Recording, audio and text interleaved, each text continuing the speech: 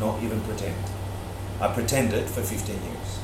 So for me, the subject matter that we're talking about is a code that has the potential, if you know how to use the code, to stop death and every other subset of suffering, from the smallest itch to the biggest heartbreak, and to stop death completely. Then flip over, the code tells you, we'll get to it today, flip over to the positive side of that, which is attaining the highest of all bliss with wisdom. This is a document on the planet with that information. So what's your motivation and what are the causes for you to hear that? What does it mean? Really, really. Not another teaching, not another Hector joke, which I know really funny.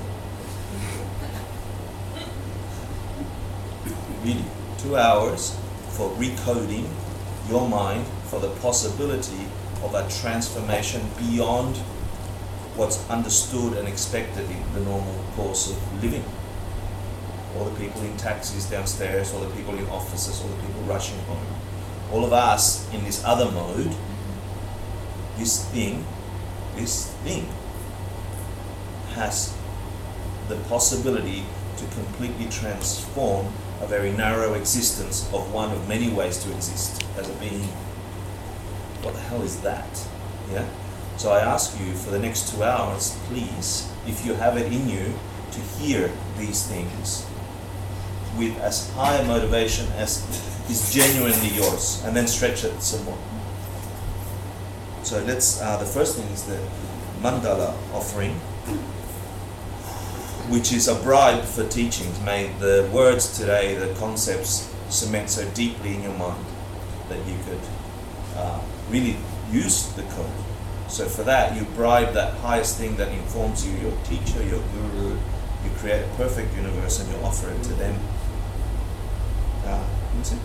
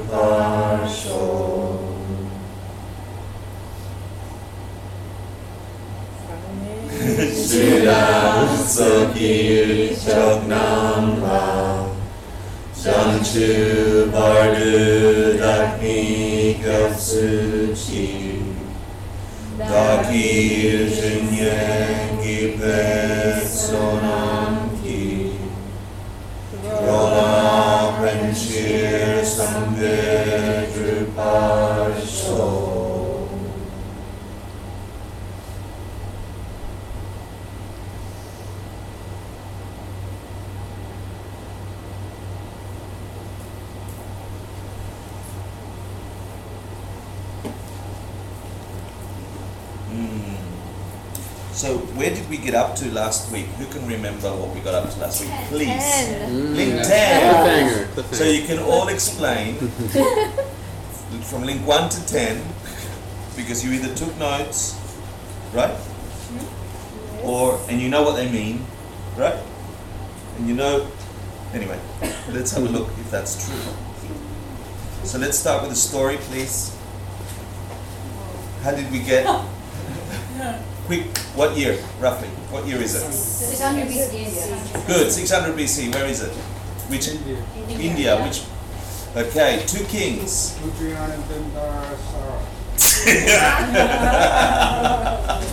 What's happening here? They're trying to Outgift each other. outgift each other. Good. This is review, everybody. We've got 15 minutes for review. The reason I'm repetitive about it is because if you say it 3-4 times, the likelihood is you'll retain something. Yeah, like you're doing now. Thanks, Paul, for cheating. So these 2 kings are trying to outdo each other, and one gives the other a most magnificent gift, a cloak that is impermeable, so possibly could stop him from dying. And that king's like, oops, how do I outdo that? That's the highest. I'm embarrassed if I don't. So he goes seeking holy men to say, what's better in the universe than that? That's pretty unique in this universe. And what does the holy man say? Buddha goes, why don't you just give him a picture of me? He sends him to the Buddha, and the Buddha says, I can help you, give him a picture of me. And that's where the wheel came from. There's a whole story about how it got painted. The Buddha on the top right-hand corner originally was a silhouette of the Buddha backlit onto the canvas. And then the Buddha just quickly drew and explained his entire teachings, in essence, the four noble or Ariel truths, and then a subsequent of all the content we just covered. So what are the causes of suffering, what's the 12 links of dependent origination, what is the wheel, what is it? Why is it a wheel and not a square, do you think? It's a circular. It's circular, meaning keeps going, it's a cycle, it's samsara. Who's seen Samsara the movie? Go and see Samsara the movie. If you've seen Baraka, go see Samsara the movie. Yeah, you get a flavor for this realms in there, and all the lovely possibilities that are impermanent. And then all the horrible possibilities that are also impermanent. You'll see it in that movie. Yeah. So, Sipa Korlobhava Chakra means wheel of existence. Things exist in large and small cycles. They come and they go. They come and they go, and they're caused in a certain way. We have a friend. Check this out. Who's painting a Bhava Chakra. You're the first people to see the detail of this in a 16 chapel kind of, yeah? And you're diving into it. This is version 1. Version 2 is coming in about 3 to 4 months. And Mara, death, is way more intense than that in the thinking. We'll put it up when, you know. This is some of the detail. Whoa.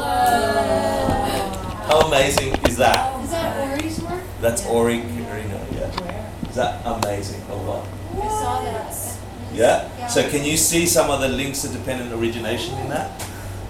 How amazing is that? Not only that, it's textually correct. So the 37 hells of this and that are all depicted correctly in there. Right? Contact. Yeah, good. Contact, feeling. So contact. What's before contact? Sense powers. Yeah, excellent, excellent. Contact. Feeling. What happens after feeling? Desire. And then? Grasp. Yeah, good. Excellent. How amazing is that? Really good. Right? Cool. So, while we're at it, let me see if I show you a little bit more. What? That's a chicken. Is that amazing or what? It's intense, right?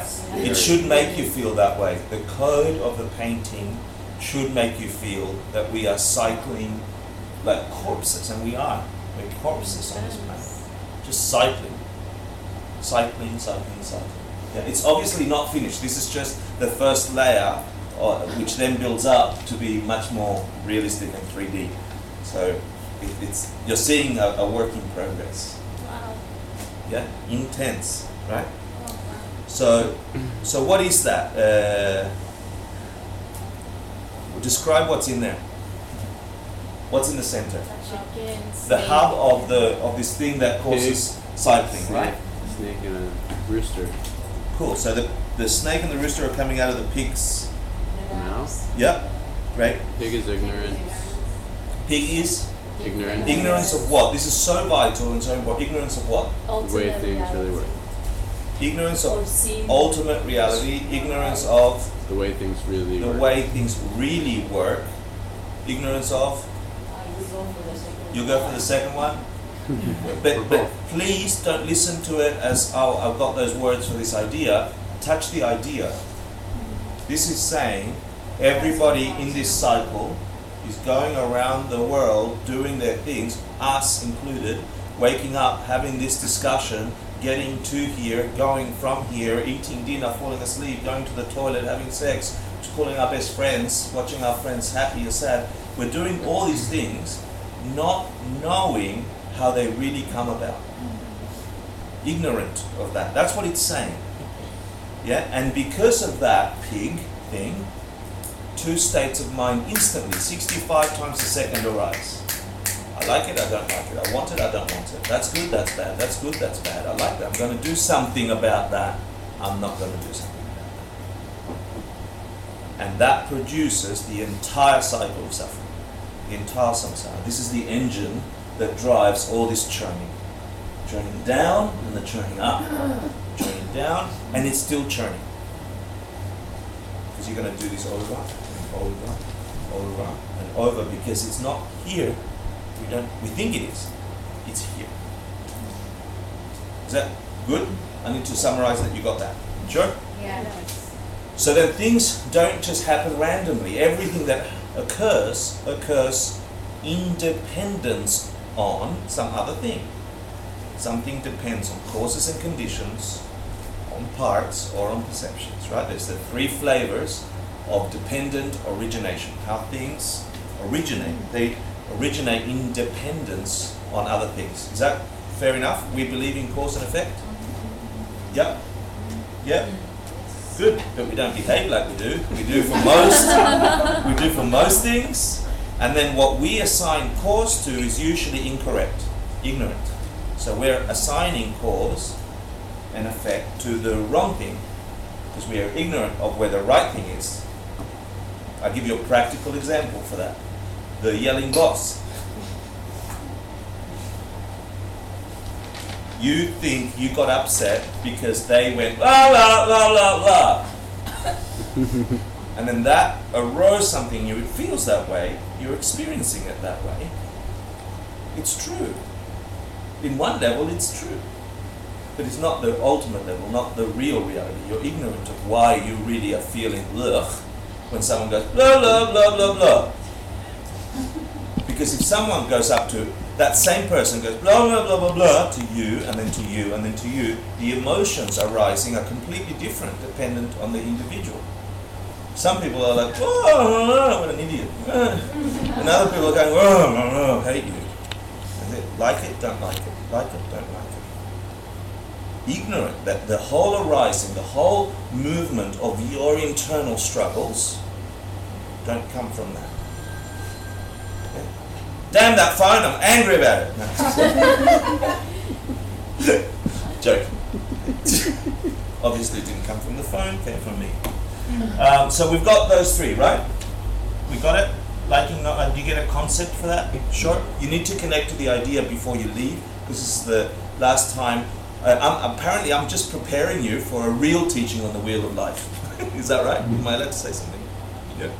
Cool. Geshe Michael Roach is teaching the wheel of life. Amazing, right? With texts that have not ever been seen, that only he's got privy to and understands. Here in February. Cool. Like, Oh, right? So learn it so you can be a smart ass in his class and go, oh yeah, no. In fact, please, yeah? So get prepared for that teaching. The more you get this, when you go to that teaching, it'll be on for you. Because it won't be the first time you get the concept. But you need to know that the engine here is ignorance. Yes, it's ignorance of ultimate reality, not knowing ultimate reality, not knowing how things work. What does that mean really in a practical day-to-day? If you can't figure that link out, It's just heady and it becomes dogma. Yeah? And let my karma run over your dogma.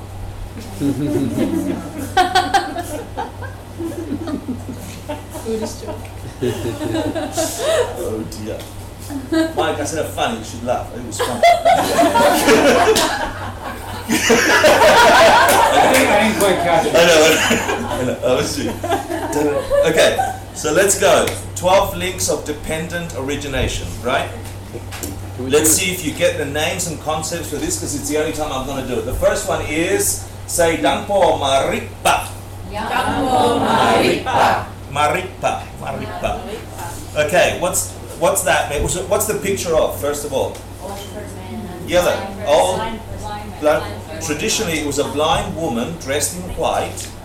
A blind woman dressed in white, yeah, traveling the countryside, about to fall over a cliff. Okay, woman dressed in white, because at that time, if you were widowed, you dress in white. So you're already outcast. You're already less than less. Yeah. So nobody will marry you again. On top of it, on top of being an unwanted at the time, right, dressed in white, you're blind.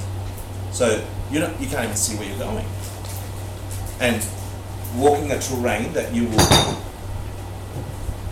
a bad terrain. So white woman dressed in white signifies ignorance. Ignorance of the same as the pig. Okay? Not knowing. Just not knowing how things really work.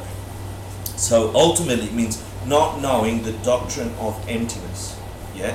That things don't have a nature from their own side. Not knowing that everything you're experiencing is in dependence of your karma, your past experiences, projected onto a thing that has no nature from its own side. Not knowing that, you then do,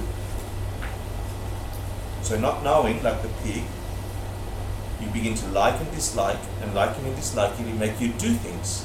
So say, duce kile. Yeah. So this is fresh karma, and this is a potter, a man making pots. Why is the metaphor? I want you to remember the metaphor. So remember, ignorant, not knowing things, you go ahead and act upon that ignorance. You make pots that hold your stupid actions. I like that, don't like that. Like that, don't. You're collecting a soup of stupidity that is inside of you. It's your consciousness. It's just a habit. It's a habit of looking at the world stupidly. It's not even ignorance of not knowing. It's an ignorance of misknowing, which is worse.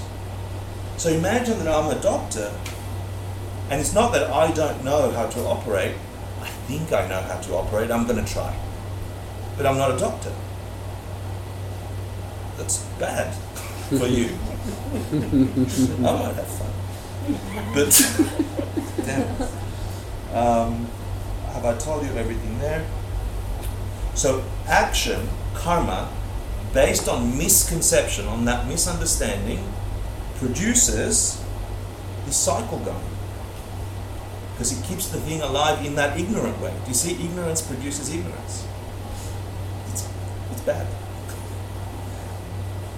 So then we have, and I'll explain this in a second, your consciousness. The essence, the core of who you are, is represented here by a monkey. Monkey. What's behind the monkey?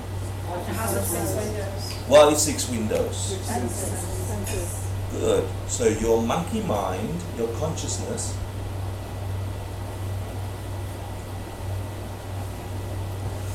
it's jumping from window to window. What am I hearing? What am I feeling? What am I tasting? What am I feeling? You shut them down, one after the other. Monkey goes crazy. If you've tried meditating for the first time, it sounds nice. Meditating is going to be so pleasant. Monkey goes berserk. You can't do it for more than 30 seconds without thinking about breakfast and what she did and what she didn't do. No. It took months to do 3 minutes of concentration. Monkey goes crazy. So I ask you, who are you if from your monkey, from your consciousness, you removed what consciousness was interpreting. What's left? It should be just you, right? The interpreter. So shut down the things it's busy watching, hearing, tasting, feeling. And you should be left. So why don't you find it? Why does it want to be found? Why doesn't it want to be found? That you that is the core of you, the essence of you, the very you who you think is self-existent.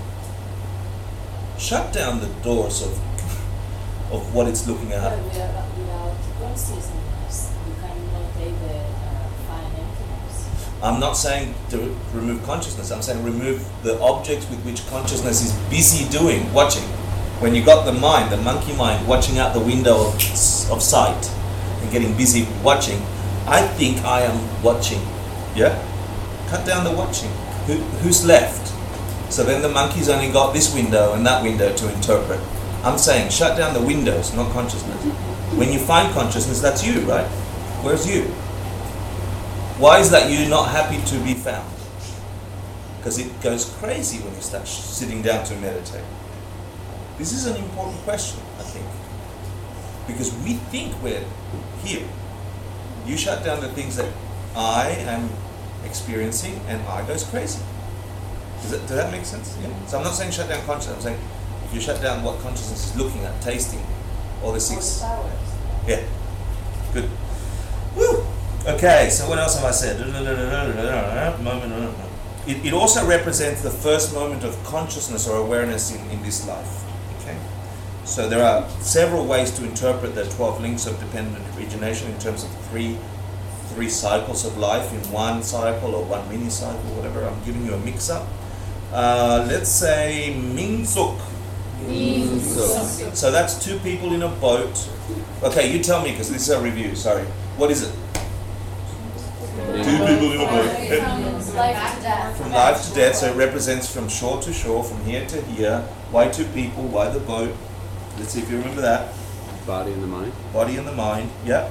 So it's the formation of your body really in your mother's womb that it's carrying something, isn't it? That's your mind. It's good.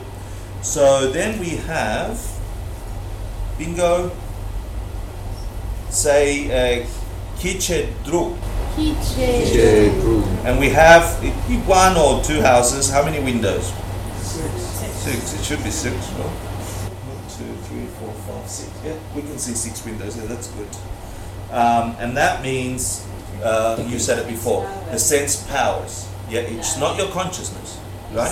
It's the power of the feeling, Yeah. the hearing, tasting. Tasting. That's Great. it. So it's your taste buds, the thing that actually can go. It's like a binary code, right at the back of your eyeball. This is what I found amazing as well when I was learning these things. 600 BC, they're like, oh, there are cells at the back of your eyeball. I mean, I didn't even know I had an eyeball, let alone cells at the back of it that are sensitive to light, that turn on and off and send signals to a consciousness that is then interpreted. Yeah, this is like very detailed understanding of the separation between mind and body and how they come together. Yeah, so if you deconstruct that, we're mostly visual, right? For those of us that are fortunate enough to have sight. If you deconstruct that, I think it's an incredible meditation for emptiness. Where that starts and where consciousness starts. Where that stops, the sense power and when consciousness starts. When you say light comes into my retina, it goes to the back of the eye. We know this. It does something to the cells, to the we call them now receptors, and we know that they send electrical signals to our brain, an organ, that then has chemicals going off and associations and bridges between this part of the brain and that part of the brain. But at what point of that organ does your consciousness then interpret this thing as beautiful and this thing as horrible? Because we all have the same like and dislike experience about things we see or things we taste or things we touch. It's not the electrical signals. Some consciousness is forced to imbue a self-existent, belongs out there, reality that isn't in that thing. That's this teaching. This is a deeper understanding of how things truly work. That's incredible. So, The It's very development of the poetic, six too. powers. Huh? It's very poetic and It's beautiful. It's Hermoso. I can do it both languages. And this is contact, right? And it's the contact between what? I mean, the picture is a couple making love, yeah? But what's the contact between? Object and senses. Yeah, objects and senses. Good, very good.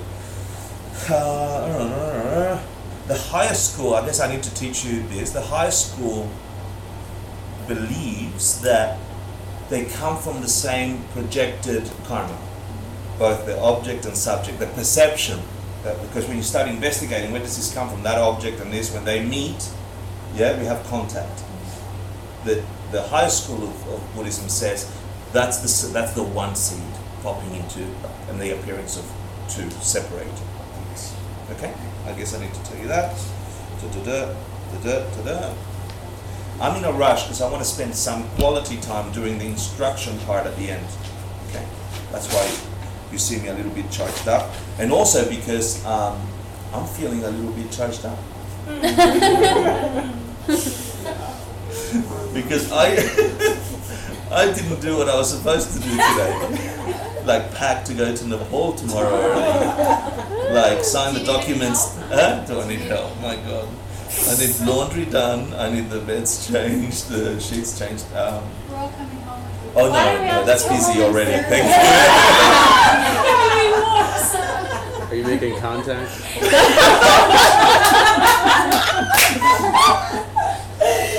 You're too funny. Yes. I know you are. Ay, ay, ay. Okay.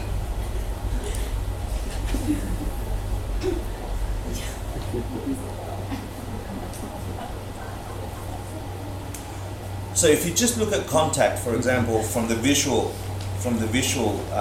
sense power, the eye can't see the 3D-ness of this. Your eye cannot see that. It assumes I have a back. Fair enough, because you've seen a back before. Yeah? But it's continuously, this is where the lie gets really strong. It's building up. The example I'm giving you is just a visual example, but it's doing this for everything else. The words we just exchanged, you know, as funny as they were, each of us had very naughty ideas about what was happening. Most of them are true, but it's way better than that. So the mind is forever filling up the gap between what's truly there to be perceived and what's perceiving it. So when contact occurs, the lie begins to get bigger. The lie that you really know that this is a 3D object. Because if you look at what the eye is actually getting, what the sense power is getting, it's getting a line there, it's getting some different color down here, and the eye can't do that differentiation. The eye can just see flatness and topness and bottomness, and it doesn't see the back of my back, for example. But your mind is shaping it up. It's saying it's there, it exists. I'm feeling it for each one of you. I think I know the reality that's happening out there, and so on. And we're continuously building up that thing based on past experience, which most of the time turns out to be correct, but for a majority of the time we make up stories, behave in the world with those stories, act in the world that way, and those stories don't always work out. We get disappointed. So when contact occurs between you and some other, perceivably, even though it comes from you, that separation, we begin to build up a lie, that lie. Which then leads on to, actually before I do that, you saw contact over there, right? How amazing is that? How beautiful it is. So as you can see, this is more of the finished, the rest is going to be more like that. See how that's finished and this is still airbrushed? Yeah. Crazy. so amazing. It's so amazing. Yeah. And it's big, it's as big as this. The whole piece. Yeah, I wanted to share it with you because he's he's magnificent, and B, he's so accurate. We've gone through texts and texts to make sure it's all correct. So feeling occurs when that lie begins to get built up based on contact. The perception that you understand that object fully and that you are separate from that object, and all the assumptions that come to it arise a feeling in you that accentuates yet again the separateness and all the other, and you're going to act towards that thing if you have a feeling about it, right? What else do I need to do? And the interesting thing is that this feeling blinds you. Isn't that amazing? This feeling blinds you to the reality even further. Because when you have the yelling boss, and it's proof, you go and talk to a colleague and go, yeah, I hate him too. Oh, you're right. He's hateable from his own side. Right? Yeah? Right? Okay, so you validate your feelings. They get stronger and stronger. The energy here is building up. It's so nice to see. That something arises in you. It's now beginning to get charged up, right? You have a feeling. That's the end of the review. No, it isn't. You get initial desire towards about doing something. You can go back to the center of the wheel now. You're going to do one or two things, or any kind of permutation of those two things. What are those two things? You're either going to like it or dislike it. Yeah, and you begin to get a desire for it or to get away from it. Chicken? Snake. Yeah? Oh, yeah. So let's give you the classic explanation, maybe. Actually, no, let's say, why is he drinking? Is that drinking? Yeah, he's got alcohol, he's got beer. Yeah? Why is he drinking? Why would initial desire be depicted by drinking?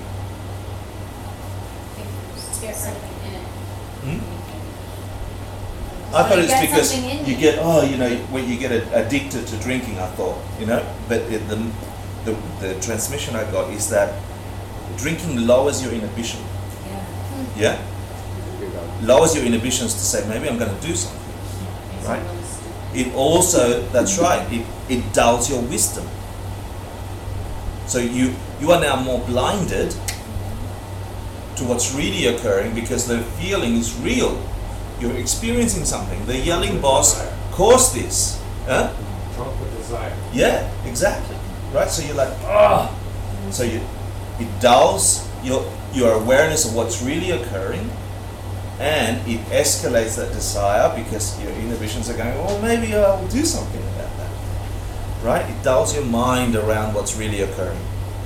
So that's, you begin to crave things, etc. So the classical explanation, there are three kinds of desire. Release from ugly objects, right? Or not like wanting to be away from things you don't like. Desire for no release from pretty objects, like wanting to stay close to all those things you really like. Yeah. And the third one, the third big type of desire, for those of you who were at the Past and Future Lives class, this was the important part of understanding this part of desire, the third kind of desire. Do you remember that? So the first kind of desire, the classical explanation about the three desires is desiring to stay away from all the stuff that hurts me, because you think it hurts me. Yeah, run away. Going towards all the pretty things that, it makes me feel happy, get close.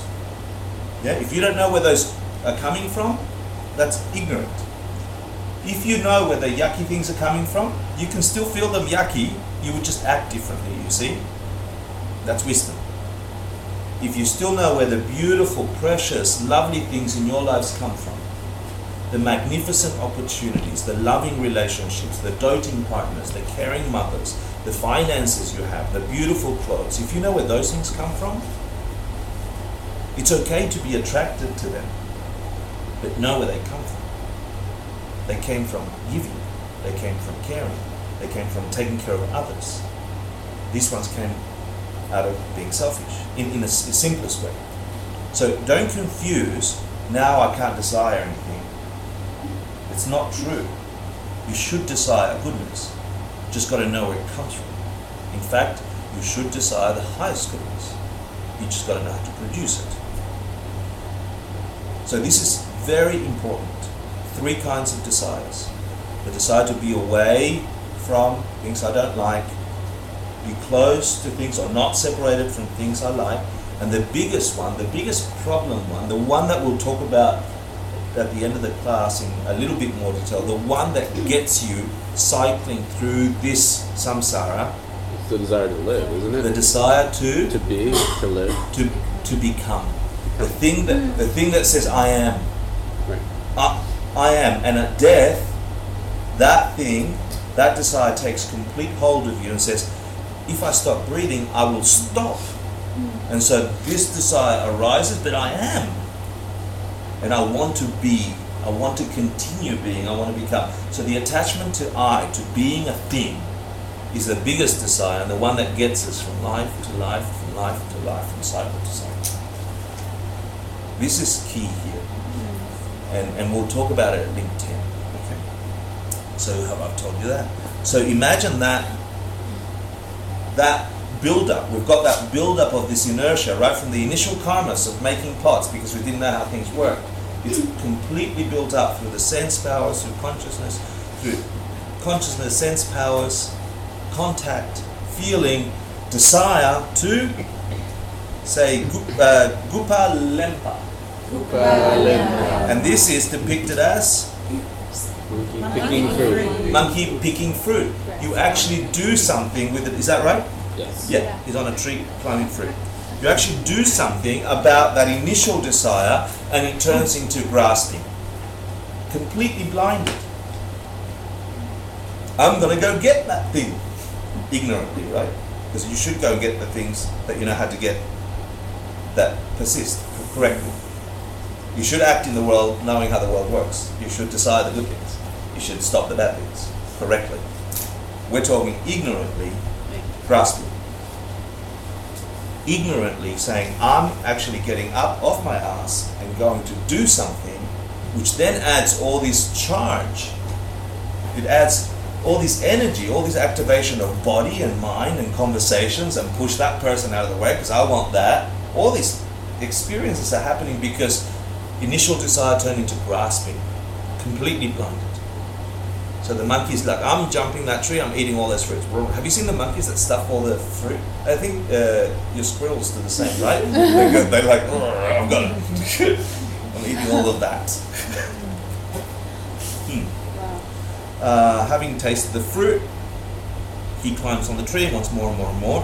What else should I tell you? This kind of grasping then causes some of the most negative emotions. Greed and lust and hatred and more ignorance, and because you really want that fruit. You're intoxicated with the idea that this will satisfy the emotion, the feeling that you've just seen it arise, independence of ignorance. You've just seen it arise. This is what keeps us locked into death and life and death and life of everything, mini cycles. This is the thing. You see how it's working? Or am I talking to myself? Okay.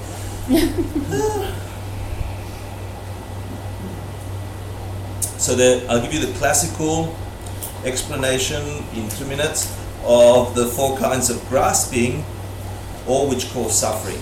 Attachment to beauty is number 1. Attachment to wrong beliefs is another one that causes suffering.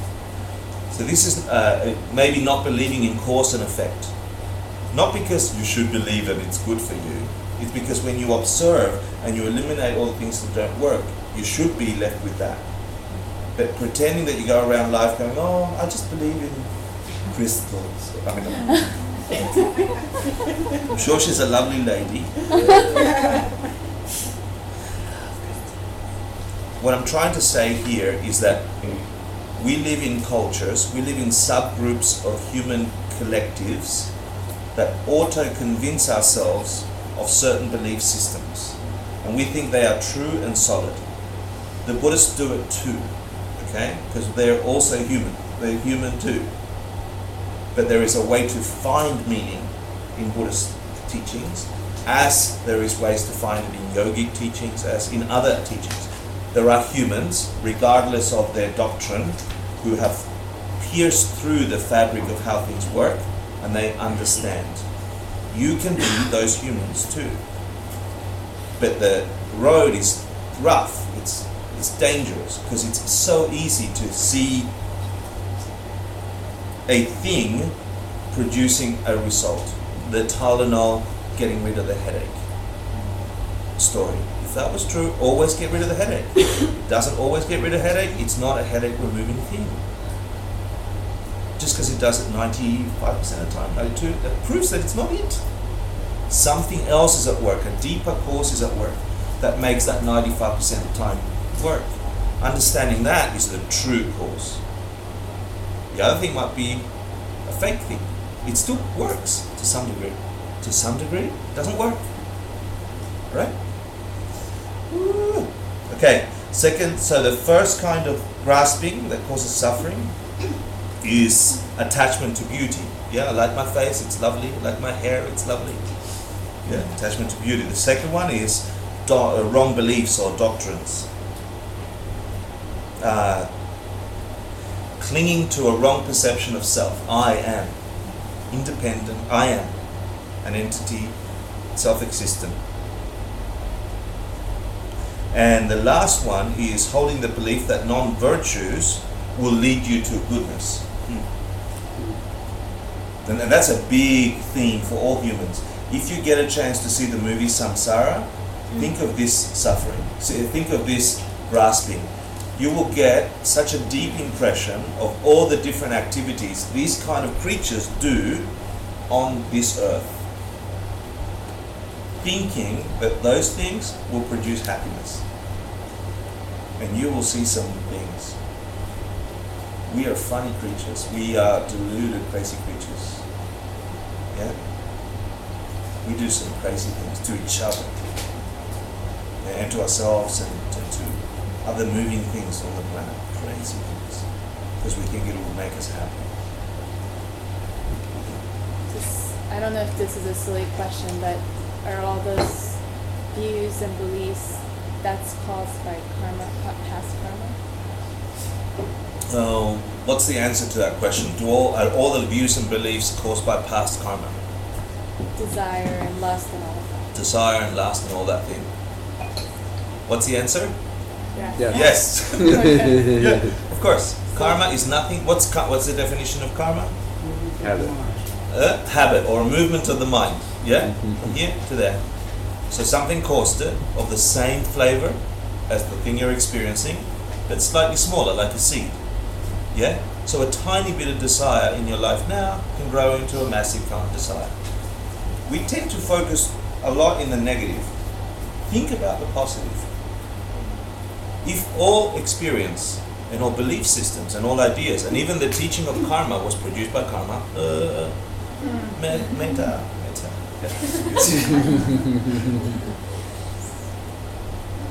Then who produced this teaching that's telling you you can stop death?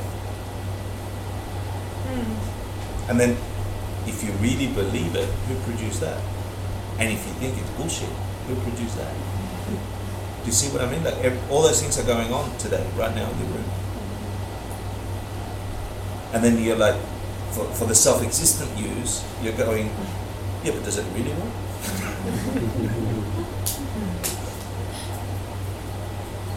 I'm going meta again. I'll go back. Sorry.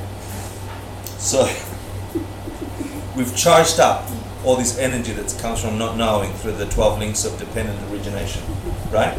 Even the good ones, even the ones that say to you, you can transform your world. Even the beautiful ones. I've experienced love and pleasure and beauty.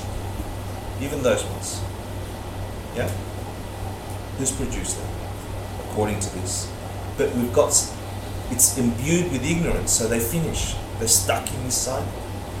But the fact that you could test this system out and see whether or not you can reproduce a karma, reproduce that flavor, even if it didn't last, but you know that if you've got the practice of practicing and then you test it and it works for you, you can do it ultimately, removing ignorance and having a cessation of this cycle, yeah, which is the Buddha outside the thing. That's amazing. So we've got desire that came from feeling, that turned into grasping, turned into action, and all this energy built up, and we come to say chupa sipa, which is becoming. Yeah, it's such a bad name for it. It should really be activated karma. You know, it's a pregnant woman. Yeah, she's preggers. She's that's Australian for pregnant.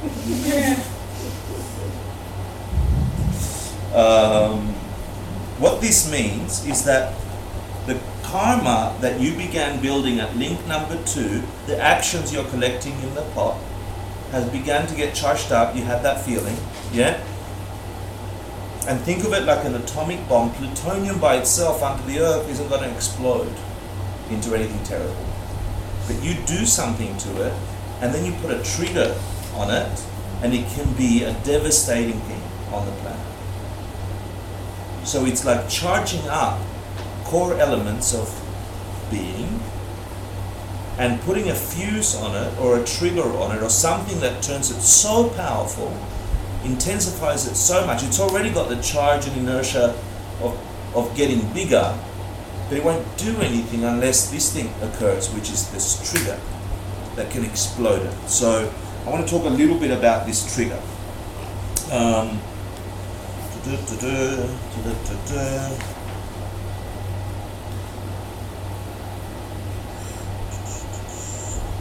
I talked about karma multiplying,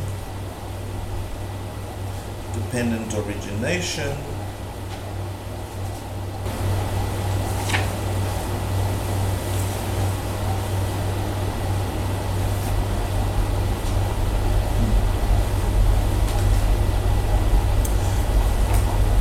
so let me just cover this for a second, okay?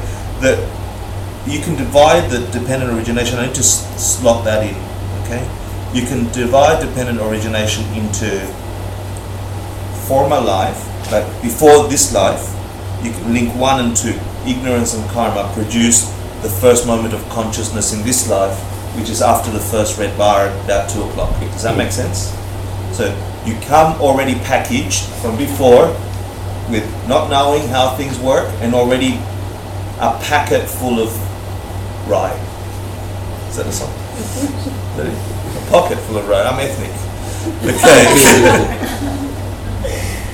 Which then produces your first moment of consciousness, the body that your consciousness travels to, the sense powers developing in the womb, first contact between object and subject, arising into a feeling that turns into a desire, that turns into grasping, that's just about to become something, burst into something, which bursts into birth of a new life and death. That's another way of explaining the 12 things. Is that okay with you guys now that you know the content? I know, right? So for those of you, let's see if I've got a painting. For those of you, we've got birth, which is that link, and then aging and death, which is that link. Yeah?